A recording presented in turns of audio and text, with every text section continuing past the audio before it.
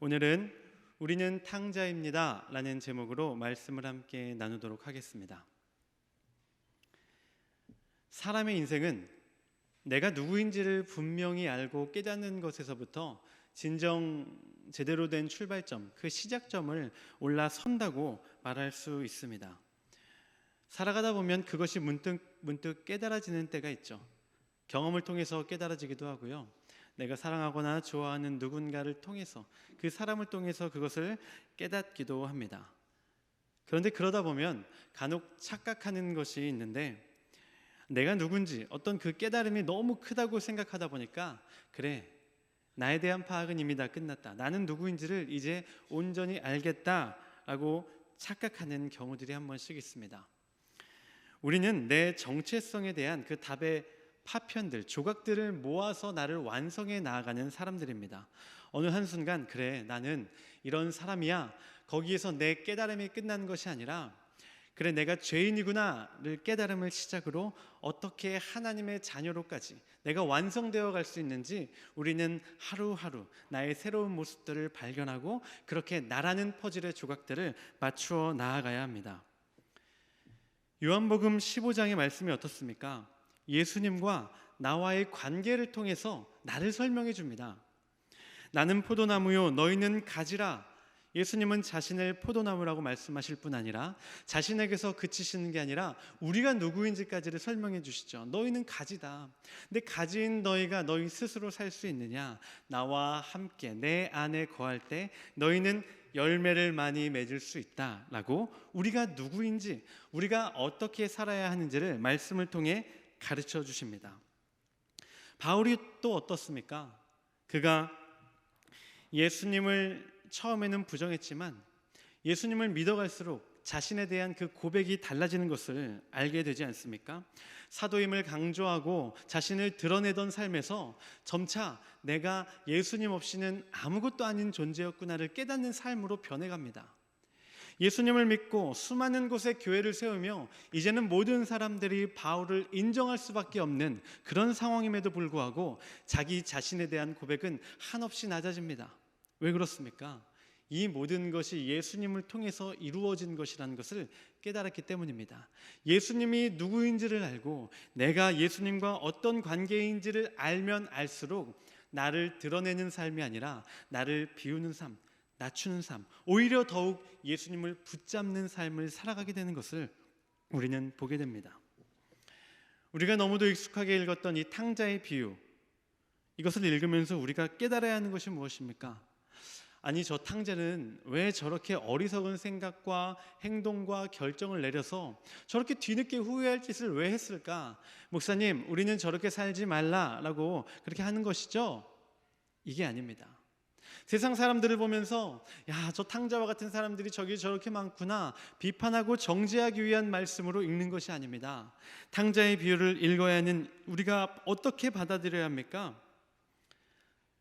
내가 바로 이 복음에 나오는 이 탕자의 비유에 나오는 이 탕자가 바로 나구나 라는 것을 깨달아야 하는 것입니다. 바로 그때 어떻게 됩니까? 내가 탕자임을 깨달을 때 우리는 이 비유를 읽으며 이 예수님의 말씀을 온전히 내 가슴에 새길 수 있는 거고요. 동시에 내가 탕자임을 깨달을 때 나를 향한 아버지 하나님의 그 한없는 사랑, 그 끝없는 그 마음이 우리에게 경험되어지는 것입니다. 우리 저와 함께 이렇게 고백해 보도록 하겠습니다. 우리는 탕자입니다. 나는 탕자입니다.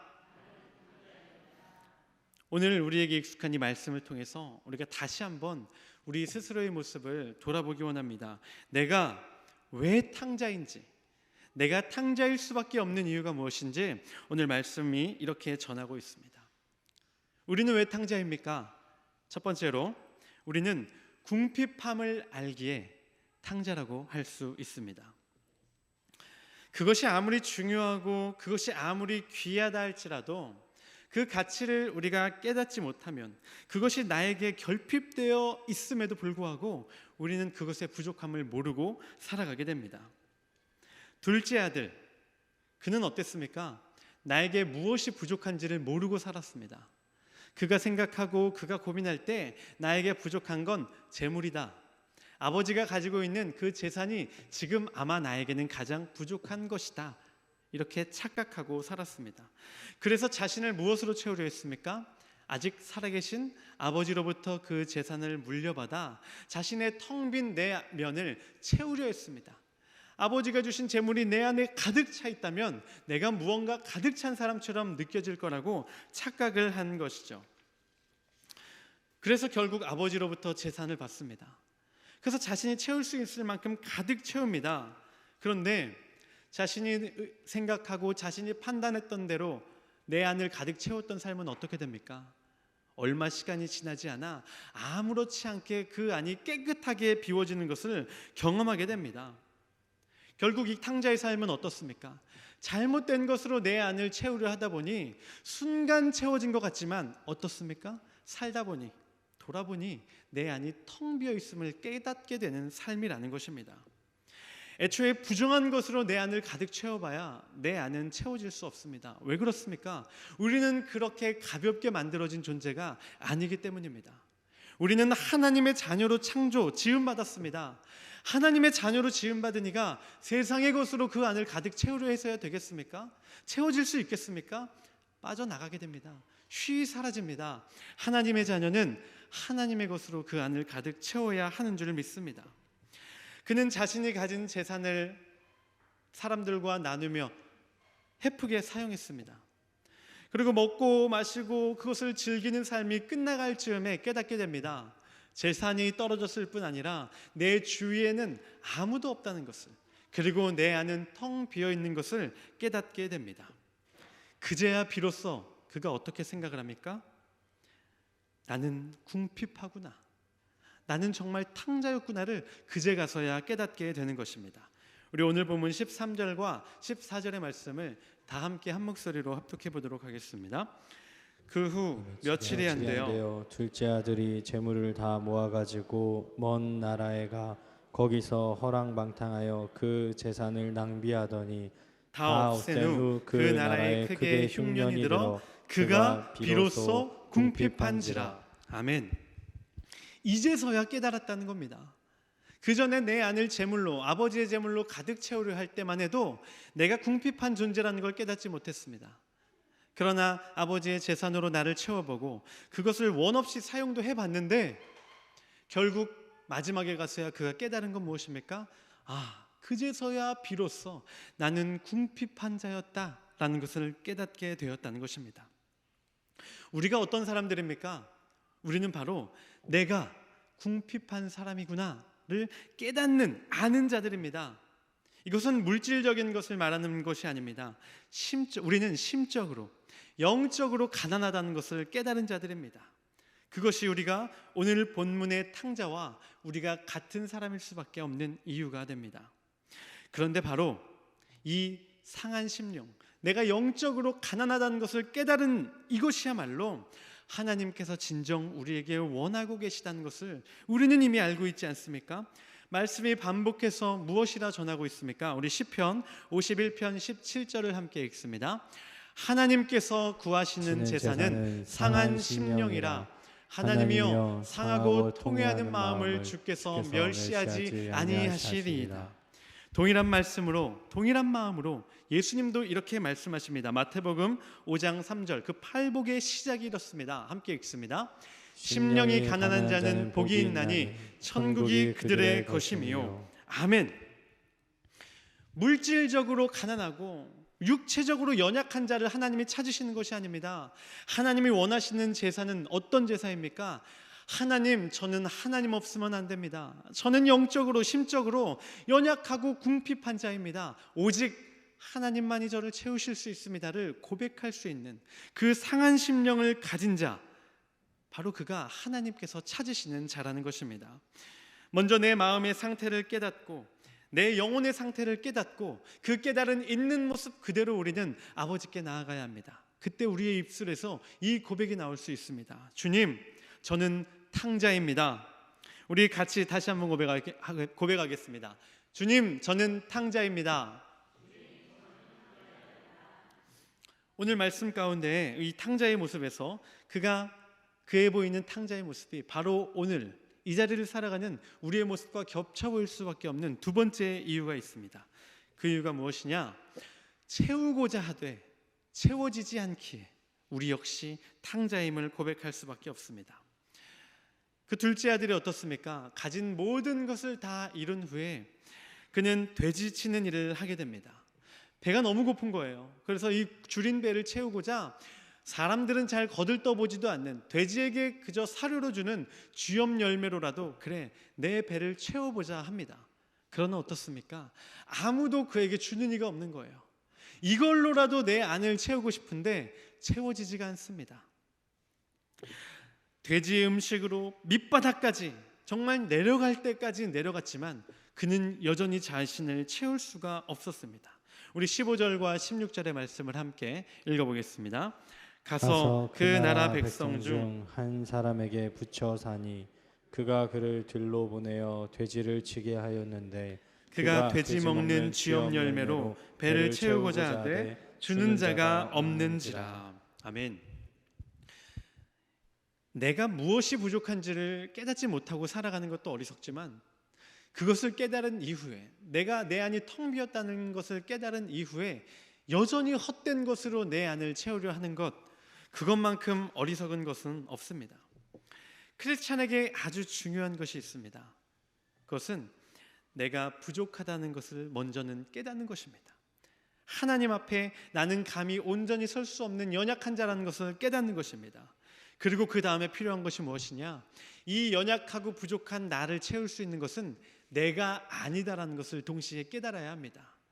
간혹 크리스찬 중에, 믿는 이들 중에 어떤 사람들이 있습니까? 내 노력과 내 의를 굉장히 중요하게 여기는 사람들이 있습니다. 그래, 하나님께서 우리를 죄인이라고 하셨으니까 이 죄를 내가 어떻게든 극복해 보자라는 사람들이 있습니다. 나의 믿음과 나의 의를 드러내면 드러낼수록 아버지 하나님께서 나를 눈여겨보실 것이고 내 의를 보시고 나를 구원하실 거라고 그렇게 착각하는 겁니다. 내가 연약하구나, 아버지 앞에 죄인이구나. 그 다음에 우리가 해야 할 일은 그래, 내가 어떻게든 발버둥 쳐서 구원을 얻자가 아닙니다. 그래, 나는 이렇게 연약하고 이렇게 부족한 죄인이니까 어떻게 해야 합니까? 하나님 앞에, 예수님 앞에 나아가야 하는 것입니다. 그 앞에 완전히 엎드려서 예수님을 붙잡아야 하는 것입니다. 주님 아니면 저는 안 됩니다라는 그 마음이 우리에게 필요한 것입니다.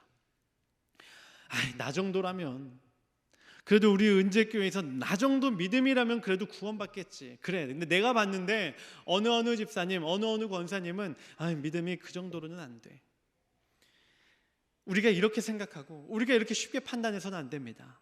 내 믿음을, 내 의를 드러내는 것이 아니라 우리가 해야 할 것은 무엇입니까? 그 십자가 앞에 나의 죄를 못 박음과 동시에 나의 공로와 나의 의와 나의 여전히 살아있는 자아마저도 온전히 예수님의 십자가, 그 그리스도의 십자가에 함께 못 박아야 하는 것입니다.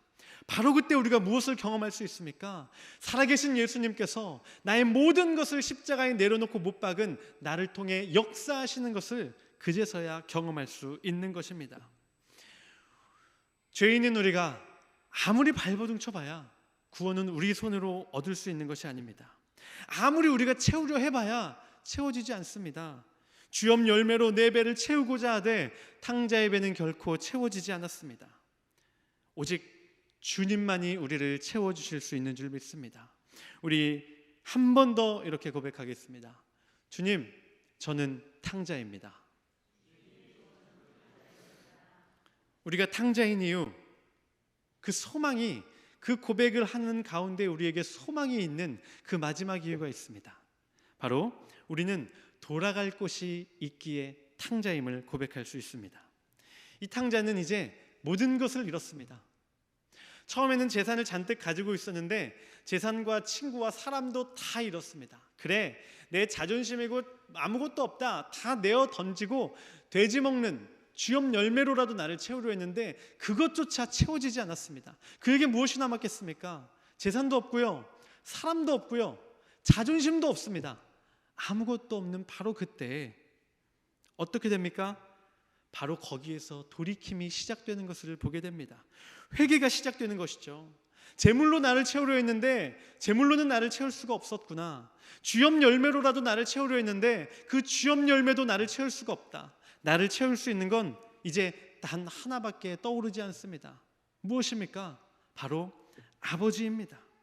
아버지로부터 어떻게든 멀어져서 세상의 것으로 나를 채우려 했는데 아버지로부터 멀어지니까 그 어느 것도 나를 채울 수 없다는 것을 그제 가서야 돌이키며 깨닫기 시작합니다. 우리 17절의 말씀을 다 함께 읽어보겠습니다.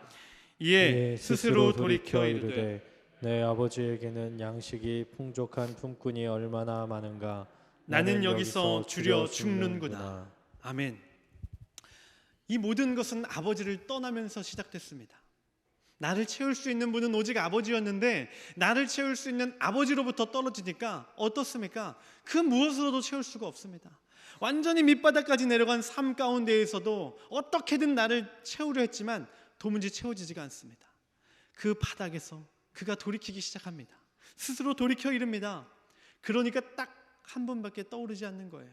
그래, 내가 아버지로부터 멀어졌지만 나를 채울 수 있는 건 오직 하나님 아버지, 내 아버지밖에 없구나를 그제 가서야 깨닫게 되는 것입니다. 근데 그가 거기에서 깨달은 것이 무엇입니까? 그래, 아버지에게는 풍족한 품꾼이 얼마나 많은가. 근데 나는 여기서 이렇게 주려 죽는구나. 그런데 아버지를 버린 내가, 아버지의 재산을 얻고 도망쳐 나온 내가 부끄러워서 그 앞에 어떻게 가겠냐. 에이, 그래, 주려 죽더라도 내가 여기서 굶어 죽자 하지 않았다는 겁니다. 아버지, 내가 돌아갈 곳이 바로 아버지라는 것을 깨달은 그 시점에 그 탕자가 내린 결론이 무엇입니까? 자리에서 일어나는 것입니다. 그 밑바닥의 삶에서 일어나 아버지께로 나아가는 것입니다. 우리 17절부터 20절 상반절까지의 말씀을 우리 다 함께 읽어보겠습니다. 이에 스스로 돌이켜 이르되 내 아버지에게는 양식이 풍족한 품꾼이 얼마나 많은가. 나는 여기서 주려 죽는구나. 내가 일어나 아버지께 가서 이르기를 아버지, 내가 하늘과 아버지께 죄를 지었사오니 지금부터는 아버지의 아들이라 일컬음을 감당하지 못하겠나이다. 나를 품꾼의 하나로 보소서 하리라 하고 이에 일어나서 아버지께로 돌아가니라. 아멘. 이 말씀에, 이 비유의 탕자처럼 우리가 탕자임을 고백하는 것이 그저 나 스스로를 돌아보고 돌이키면서 끝나지 않는 이유가 무엇입니까? 내가 탕자임을 고백하는 것이 동시에 은혜가 되는 이유가 무엇입니까? 우리는 그저 세상 가운데의 방랑자로 아무것도 가지지 못한 것을 깨닫고 그저 돌아다니다가 방황하다가 그 자리에 쓰러져 죽는 이가 아니라 어떻습니까? 내가 탕자임을 깨달음과 동시에 내가 어디로 나아가야 하는지를 알 수 있기 때문에 우리는 탕자이며 동시에 이 탕자의 고백이 우리에게 은혜가 되는 것입니다. 세상 사람들이 내가 탕자임을 인정하지 못하는 이유가 무엇입니까? 내가 내 안을 어떻게든 부풀려서 사람들에게 보이고 싶은데 사실은 내 안이 텅 비어 있다는 것을 드러내는 것이 너무도 부끄럽기 때문입니다. 내가 어디로 가야 할지, 그 다음에 내가 탕자임을 인정함과 동시에 세상에서는 내가 어디로 나아가야 할지를 더 모르기 때문에 그것이 두려운 것입니다. 그러나 우리는 어떻습니까? 탕자임을 고백하는 것은 그저 나의 추악함과 연약함을 드러내면서 끝나는 게 아닙니다. 아버지, 저는 탕자입니다. 주님, 저는 가진 게 아무것도 없고요. 세상에서는 그 무엇으로도 저를 채울 수가 없습니다. 그러니까 아버지, 저는 아버지께 나아가겠습니다. 내가 아버지 앞에 품꾼의 한 명이 될지라도 나를 살릴 수 있는 곳은 오직 아버지 하나님밖에 없기에 저는 하나님께 나아가겠습니다. 그 고백이 우리 크리스찬의 입술에서는, 그 마음에서는 고백되어질 수 있다라는 것입니다. 지금도 세상은 어떻습니까? 난 탕자 아닌데요? 나 내 안을 나름 채워가고 있는데요? 어떻게든 발버둥치며 그렇게 방황하고 있습니다. 내 안을 가득 채울 수 없는 것들인데 그걸로 나를 채우려고 발버둥쳐요. 그 밑에서 줄줄 새고 있는데 어떻게든 채우려 합니다.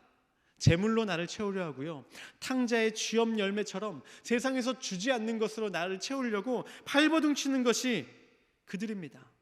내가 어디로 돌아가야 할지도 모르고 있어요. 그러나 어떻습니까? 그들 모두에게는 사실 돌아갈 곳이 있습니다. 내가 탕자임을 깨달음과 동시에 우리는 생각이 날 수밖에 없습니다. 누가 기다리고 계십니까? 바로 아버지 하나님께서 오늘 이 자리에 우리뿐 아니라 세상 가운데에 지금도 탕자처럼 방황하고 있는 그 수많은 사람들을 여전히 동일한 마음으로 기다리고 계시다라는 것입니다. 우리는 탕자입니다. 저는 탕자고요. 여기 계신 성도님들 모두 탕자입니다. 그런데 우리는 탕자이되 방랑자가 아닙니다. 우리는 상한 심령을 가진 부족한 사람들입니다. 그러나 돌아갈 곳이 분명히 있는 사람들입니다. 돌아가야 할 아버지가 기다리고 계시고요. 그 아버지가 거하고 계신 집에서 하나님은 여전히 서성이며 우리를 기다리고 계시다라는 것입니다. 그렇기에 바로 그것을 알기에, 바로 그것을 믿기에 우리는 부끄러워하지 아니하고 이렇게 고백할 수 있습니다. 아버지 하나님, 저는 탕자입니다. 오늘도 이 고백으로 오직 하나님만 붙잡는 우리 은재교회 성도님들 되시기를 소망합니다. 우리 함께